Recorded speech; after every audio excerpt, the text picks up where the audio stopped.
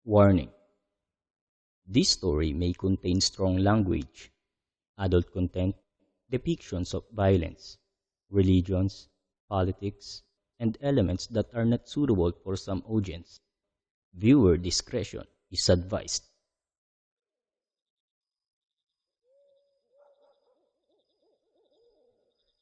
Sa unang taon ni Julio Ventura sa pagkapangulo,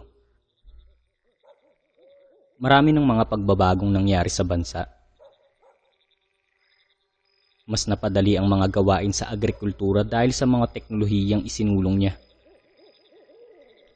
Bumaba naman ang bayad sa kuryente dahil sa ultra power plant na ipinatayo niya. Tumaas din ang ekonomiya dahil sa mga tourist infrastructure na ipinadagdag niya. Si J. Ventura na ang tinaguri ang pinakamakapangyarihang pangulo sa mundo. Napakulong niya ang mga gobyernong may illegal na negosyo. Kinalaban din niya ang mga hipokrito sa simbahan na nilalaso ng isip ng tao sa maling paniniwala. Ang mga napakong proyekto ng mga nagdaang administrasyon ay isa-isa niyang itinuloy at mas pinabilis pa ang proseso dahil sa makabagong pamumuno at teknolohiya. Unti-unti nang umuunlad at nakakabangon ng bansang maharlika dahil sa kanya.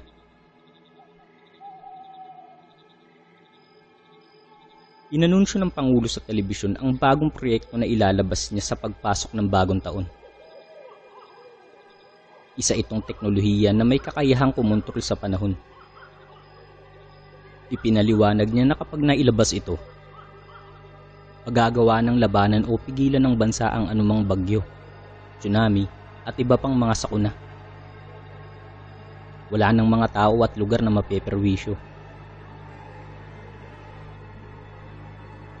Maraming mga tao ang natuwa at pumuri sa Pangulo.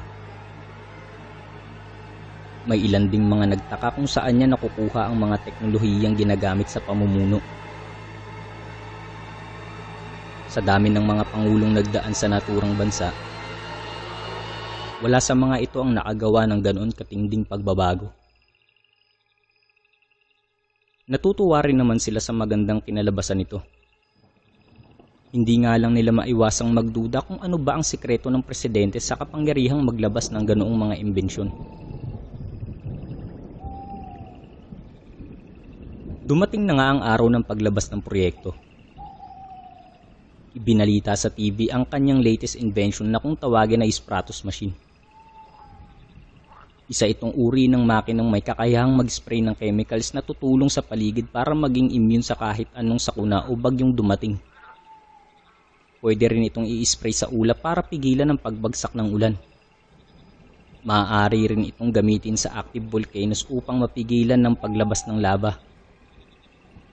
Ang mas nakakamangha pa, kaya rin itong kontrolin ng gravity para maiwasan ang biglaang pagsasalpukan ng mga sasakyan sa daan na nagdudulot ng hindi inaasahang aksidente. Nang ipakita ang preview picture nito, labis na namangha ang lahat sa laki at kintab ng kulay nito. Hugis bilog ang makina at may 8 mahahabang hose kung saan lalabas ang spray. Medyo nakakatakot nga lang tingnan ng malapitan sa personal dahil parang lumalamon ito ng tao sa sobrang laki. Ngunit ang halimaw na makinang ito ang magiging sagot sa pangunahing problema ng bansa: bagyo at sakuna. Una itong sinubukan sa rural areas kung saan unang tatama ang paparating na bagyo. Tumagal ito ng 3 araw sa naturang lugar. Laking gulat ng lahat dahil sa kabila ng napakalakas na hangin at buhos ng ulan, pati na rin sa bagsik ng mga kidlat, ay wala ni isa man sa mga kabahayan ang nawasak. Pati ang mga bahay na nakatayo sa ibabaw ng ilog ay buong buo at hindi man lang natibag ng mabagsik na bagyo. Walang ibang nasabi ang karamihan kundi pambihira. Mas lalo silang humanga sa Pangulo. Halos Diyos na nga kung ituring nila ito. Sa tuwing may bagyong darating sa kanilang lugar, palagi silang nagdadasal na sana'y walang mapinsala. Ngunit pagdating naman ng bagyo, marami pa ring mga residente ang nawawala ng tirahan at may mga namamatay pa sa tindi ng pagbaha. Ngunit sa pagdating ng Pangulong si J. Ventura, unti-unting nakalimutan ng mga tao ang pagdadasal. Lahat sila ay ibinigay na ang tiwala at paniniwala sa pambihirang teknolohiya ng administrasyon.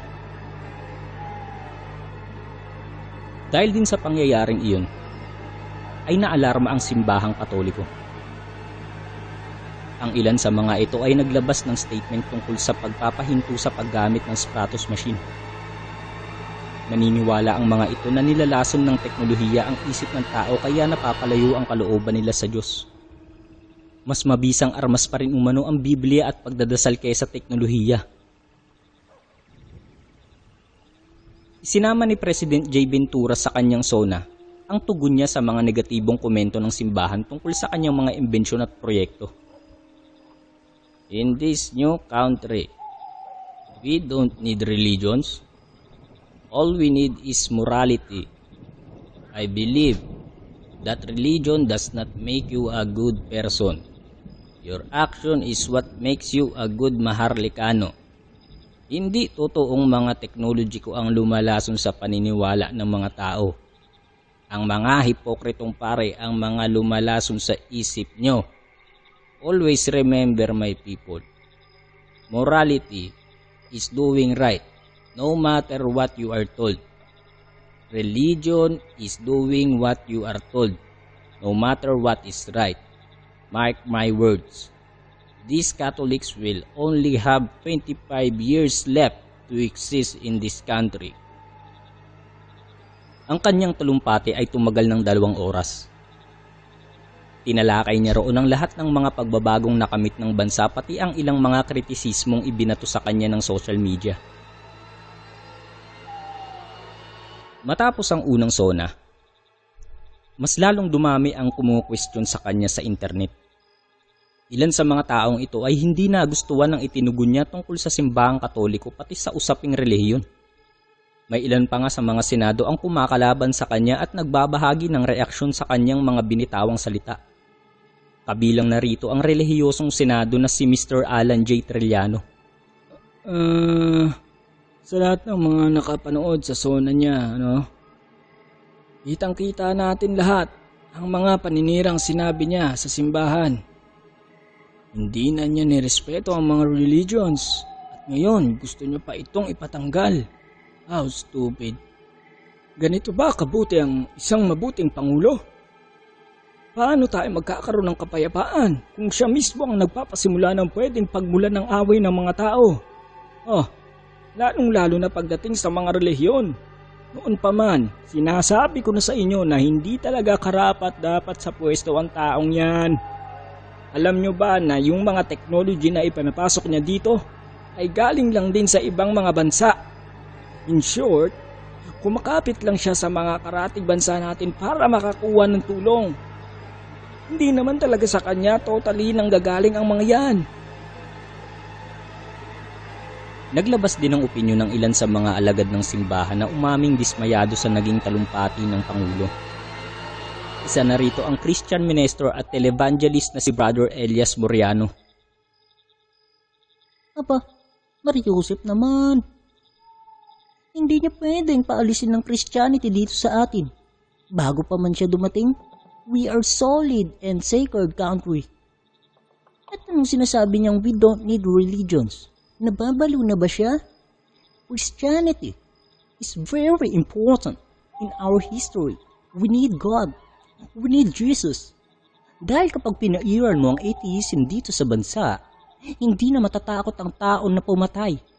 Mas lalong titindi ang krimen at tuluyang masisira ang magagandang reputasyon ng bansa. Ang problema kasi sa ibang tao, kapag nasobrahan na sa talino ay kinakalimutan na ang creator na lumikha sa kanya. Yan ang unang disadvantage ng science sa buhay ng tao. Naniniwala ako na too much brain can make you evil. Tinawanan ng Pangulo ang sinabing iyon ng obispo. Kilala kasi niya ang pagkatao ng matanda. Marami nga itong alam sa Biblia, ngunit may pagkatalim naman ng dila. Madalas nitong kinakalaban at minumura sa social media ang ibang mga taong hindi sumusunod sa mga turo ng kanyang programa patungkol sa Kristyanismo. Nabatikos na rin ito dati matapos murahin ng Muslim na nakadibate nito. Live nitong sinabi sa TV ang bobo, tanga, inutil, tarantado, debil ka, demonyo ka. Trending sa internet ang binitawang salita ni President J. Ventura kay Brother Moriano sa isang interview. Brother Elias, I really enjoy all your religious posts on social media. Ever consider modifying your behavior to match them? May pahabol na banat din siya sa ibang mga senado na kumakampi sa obispo. It's just unbelievable how the religious people act superior to me because they have faith. Faith is not a virtue. It's the glorification of voluntary ignorance. Ang away ni President Ventura at Brother Moriano ay nagtuloy-tuloy at araw-araw tinututukan sa telebisyon at internet. Dahil din doon, unti-unting nahati ang paniniwala ng mga tao. May mga pumanig sa Pangulo at may nananatili rin naman sa panig ng simbahan. Araw-araw nilang pinagdedebatehan kung ano ang mas makakapagpaunlad sa bansa. Relihiyon o sensya. Nahinto naman ang issue tungkol sa science versus religion. Nang ibalita ang isang kagimbal-gimbal na pangyayari sa ilang mga rural areas. Ang mga puno at halaman sa ilang mga lugar, di umano'y nagkaroon ng buhay at pumapatay ng tao. Isang umaga iyon, sa lugar ng Candelario. May isang lalaking bigla na lang hinila ng ugat ng puno at pinagsasaksak gamit ang sanga nitong nagsisilbing kamay. Nasaksihan ng mga kasamahan nito kung paano gumalaw ang mga ugat at sanga ng puno para patayin ng kawawang matanda. Sa lugar naman ng Malato City, natagpuan ng isang houseboy sa bahay na pinagtatrabahuan nito. Napuno ng malaking sugat ang katawan nito at durog din ang ulo. Ayon sa may-ari ng bahay, ang hardin umano nila ang pumatay sa lalaki. Nasaksiyan daw nila kung paano lumaki at nagkaroon ng bibig ang mga bulaklak sa kanilang hardin at nilamon ng buo ang lalaki. Nang iluwa ang katawan nito ay wala na itong hininga at naliligo sa sariling dugo. Marami pang report ang kumalat sa ibang lugar at iisa lang ang sinasabi. Nagkaroon daw ng buhay ang mga bulaklak, halaman at puno sa kanilang paligid. Pinapatay ng mga ito ang lahat ng tao o hayop na mapalapit dito. Labis namang kinatakutan ng isang gubat sa lugar ng Valir City. Taon-taon ay may mga taong nagpupunta roon para magputol ng puno. Pero ngayon ay wala nang makalapit doon mula nang magkabuhay at naging halimaw ang mga puno. Naniniwala ang marami na epekto raw iyon ng Spratos machine. Dahil naganap lang ang mga kababalaghang iyon sa mga rural areas kung saan unang ginamit at sinubukan ng bisa ng naturang imbensyon. Nang pumutok sa buong bansa ang balita, dumami ang mga taong nagalit kay President J. Ventura. Sunod-sunod din ng paglabas ng mga artikulo sa internet na nagsasabing hindi mo na dapat ginamit ang makinang iyon hanggat hindi pa napag-aaralan ng mabuti ang posibleng masamang epekto nito sa kalikasan. Agad namang naglabas ng statement ang Pangulo tungkol sa issue. Humingi rin ito ng tawad sa live television at inamin ng pagkakamaling masyado niyang minadali ang pagpapalabas dito at hindi na nga nila nasuri ng maayos ang negative effects nito. Subalit sa ginawa niya, ay lalo lang siyang binatikos ng mga tao. Wala raw magagawa ang sorry niya sa libu-libong mga buhay na nawala. Hanggang ngayon, patuloy pa rin sa pagkalat ng lagim ang mga puno, bulaklak at halaman sa paligid na apektado ng naturang makina. Marami ng mga tao ang nagsilikas. Habang tumatagal kasi, ay lalong nagiging bayolente ang mga puno at halaman. Higit na lumalaki ang mga ito at natututunan na rin ng mga ito na sumira ng bahay at gusali. Ang mas masaklap pa, natututo na rin ng mga ito na maglakad at maghabol ng mga tao o hayop. Halos mabura sa mapa ang mga nawasak na lugar. Parang dinaanan iyon ng matinding giyera at iba't ibang sakuna. Pansamantalang napakinabangan ng mga tao ang naturang teknolohiya. Ngunit ngayon ay ito na mismo ang sumisira sa buong bayan nila. Maging ang Pangulo ay nagulat at hindi makapaniwala sa nangyari. Hindi niya inaasahang aabot sa ganoon ng epekto ng Stratos machine. Ang chemicals na nailagay rito ay galing sa Russia. Binalaan na siya noon ng nasabing bansa na maging sila ay kasalukuyan pa rin pinag-aaralan ng posibleng side effects nito. Pero dahil sa kagustuhan niyang ito'y mailabas agad, inulit niya ang naturang bansa para ito'y madaliin. Wala na siyang masabi sa mga nangyayari. Gulong-gulo ang isip niya. Hindi na rin niya masagot ang ilang mga politiko at alagad ng simbahang bumabatiko sa kanya. Nagpo-focus siya sa pag-iisip ng paraan kung paano masusolusyonan ng lagim na bumabalot ngayon sa bansa. Inabot ng 1 buwan bago natapos ang lagim. Kusang namatay ang mga puno at halaman sa mga apektadong lugar. Teorya ng iba, limitado marahil ang side effects ng chemicals, kaya mag-isang nag-self-destruct ang mga parte ng kalikasang apektado ng naturang makina. Gayunpaman, nag-iwan pa rin ito ng matinding takot at kalbaryo sa mga tao.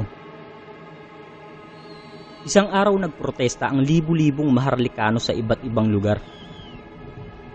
Isinisigaw ng mga ito na dapat nang patalisikin sa pwesto si Jay Ventura. Sinasabi ng iba na kumakapit lamang ito sa ibang bansa para makakuha ng tulong sa mga proyekto nito. Ayon naman sa iba, miyembro ito ng isang organisasyong may kinalaman sa kadiliman kung kaya't ganoon na lang ito kayaman para magsagawa ng nasabing mga proyekto. Marami pang sinabi ang ilan tungkol sa kanya. Doon tuluyang nasira ang kanyang pangalan sa sariling bansa.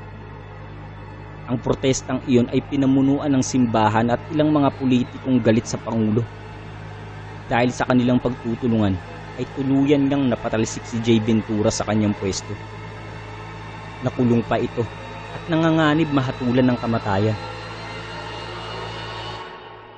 Dahil sa matinding perwisyo na idinulot ng proyekto niyang Stratos machine, naging opisyal na nga ang hatol ng kamatayan sa kanya. Sa 2 araw ng Disyembre, gaganapin ang kanyang assassination. Gagawin ito sa bayan ng Candelario, kung saan unang nagsimula ang lagim na idinulot ng kanyang teknolohiya. Subalit hindi pa man dumarating ang itinakdang araw ng kanyang hatol, ay nagulat ang lahat sa pumutok na balita. Natagpo ang wala ng buhay si Jay Ventura sa silid nito kung saan ito nakakulong. Ayon sa pagsusuri, heart attack ang ikinamatay nito. Sa kabila ng lagim na idinulot ng kanyang proyekto, nanguna pa rin siya sa listahan ng most influential presidents of all time ng Maharlikan magazine. Dahil doon, hindi inilibing ang kanyang bangkay. Inilagay lamang ito sa isang malaking eskaparate at ginamitan ng gamot upang hindi maagnas ang katawan. Nakasabit din sa harap ng kinahihimlayan nito ang watawat ng Maharlika.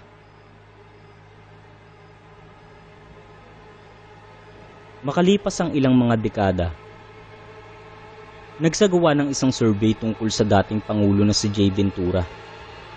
Hanggang sa mga panahong yun, marami pa rin ang hindi nakakalimot sa epekto ng proyektong isinagawa niya. Hindi pa rin naghihilom ang sugat ng mga taong namatayan ng mga mahal sa buhay. Marami pa rin galit sa dating Pangulo at kapag naririnig ng mga ito ang salitang Stratos machine, ay kinikilabutan ng mga ito. Samantala, abala naman ang isang matandang lalaki sa panonood ng balitang iyon. Kasama nito ang apo na batang babae. Lolo. Oh, bakit apo? Sino po ba yung presidente na yan? Yan ba apo? Yang si Jay Ventura, yan ang dating presidente ng ating bansa. Bata pa ako nung mga kapanahunan niya apo. Hindi ka pa tao noon. Wala ka pa dito sa mundo noon.